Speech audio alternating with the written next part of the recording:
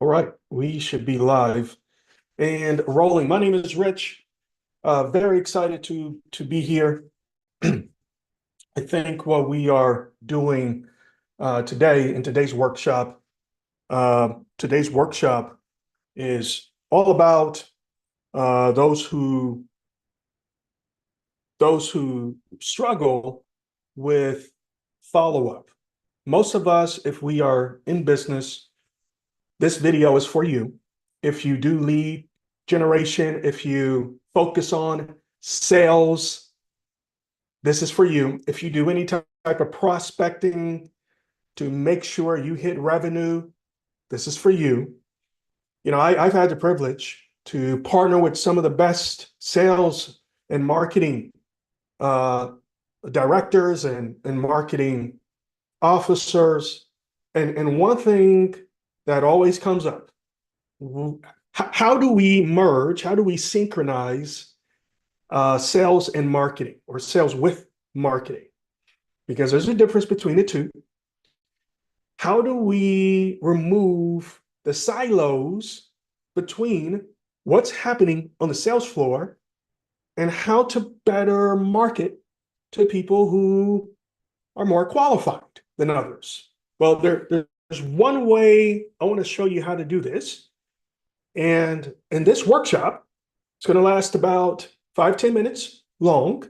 I'll walk you through one simple step you can use right now in your business. Let me go ahead and share screen.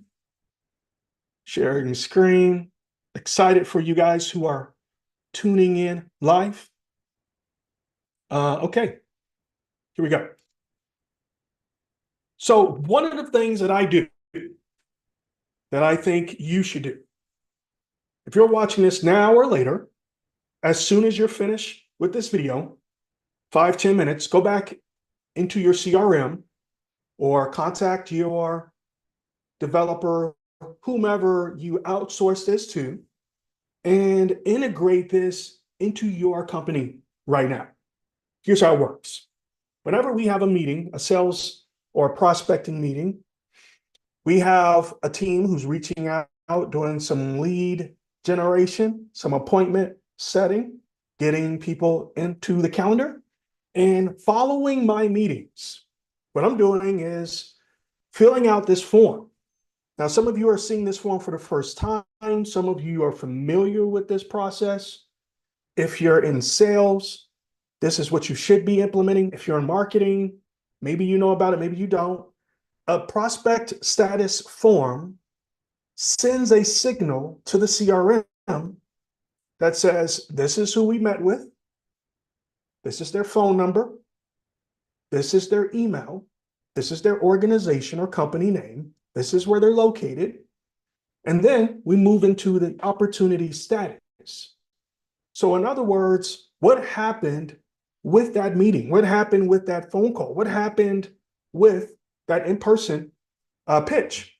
Well, is this a new or existing status of that opportunity? Yes or no? Great. If it's something that just happened, first call, discovery phase, exploratory phase, we're going to mark yes.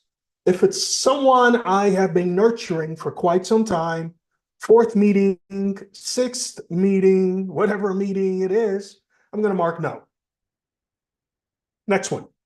Sales opportunity. What kind of sales opportunity or meeting was this? So when we're looking at the options, we're saying, was this a new lead or prospect? Was this someone who's a good candidate for audits? I am in software development. I'm in the business of deploying AI and automation. And one of the ways that we predetermine if they are fully aware that they need AI automation is if we perform some type of comprehensive audit of the vendors that they are currently using. So we placed audit within that opportunity. Also, is this a regular meeting? Is this a general meeting internally, a meeting with an existing relationship? Is this a partnership? And then we also mark, is it closed, lost, closed won, or other? So as you can see, we have several types of opportunities that come to the meeting, and we like to identify what that meeting was about, the nature of that meeting. Also, we like to talk about what type of plan that person may have been interested in.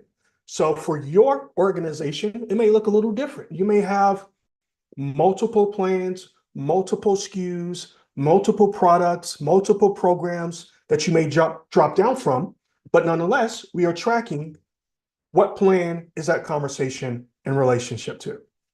Also, I'm gonna skip past some of the other things that we like to ask.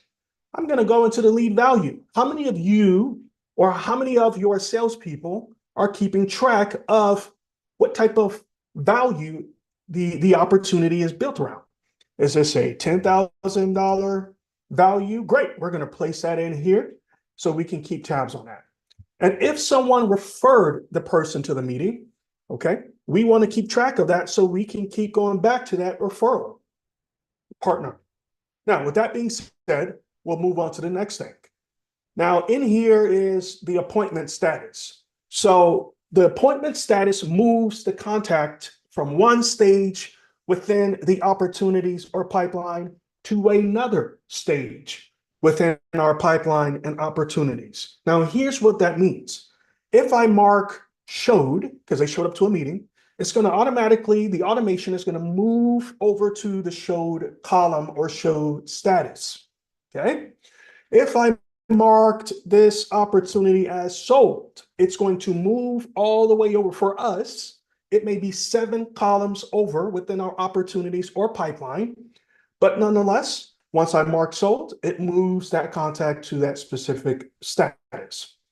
Now, if I want to track internal notes that I do not send to the client, but needs to be captured for someone else down, like further down the pipeline, I would place that here. So we have, okay, this is something for my team to know about this specific meeting.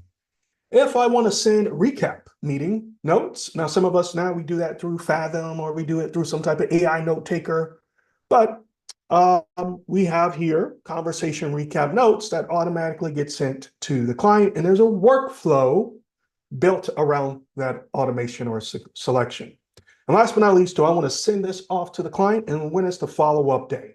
Oh my gosh. So when they say the money is in the follow-up, we save this as the last question. Hey, when are we talking again? If it's a requirement to move the opportunity forward, when is the next time we are speaking? Because if we don't capture that, there's a high chance this opportunity is going to go dead. All right. So streaming back out, just quick recap. Do you have this workflow in your pipeline automation? Do you have this form being sent to whomever is meeting with leads and meeting with customers? And are they marking what happens on those meetings or in those phone calls? And are we tracking the dollar amount? And are we updating the status once that meeting has ended? This is the form that we send out to every single one of our sales reps so we can better gauge what's happening throughout the pipeline without having to recall or remember what happened in that opportunity meeting. Guys, I hope you enjoyed this quick workshop of what it looks like to stop the bleeding with your leads, with your opportunities. One of the ways you do that is you put a buffer in place to be able to demonstrate what type of activity is happening within those sales meetings. Now, if you need more information or you would like to set up a consult, you would like to try to figure out a game plan. Maybe you don't have this set up within your company. This is something that you can implement right now. If you simply reach out, I'll go ahead and place whatever scheduling links. Go ahead and hop on a calendar meeting with me and my team. And obviously we can take it from there. Thank you guys so much. My name is Richard Peoples. AI automation is my thing. Sometimes people refer to me as a fractional CMO or a fractional CAIO. And I like to do this 365 days a year with my clients. If you need to reach out, set up a conversation, go ahead and click the links below. Don't forget to like, subscribe, comment, and we'll see you on the next workshop.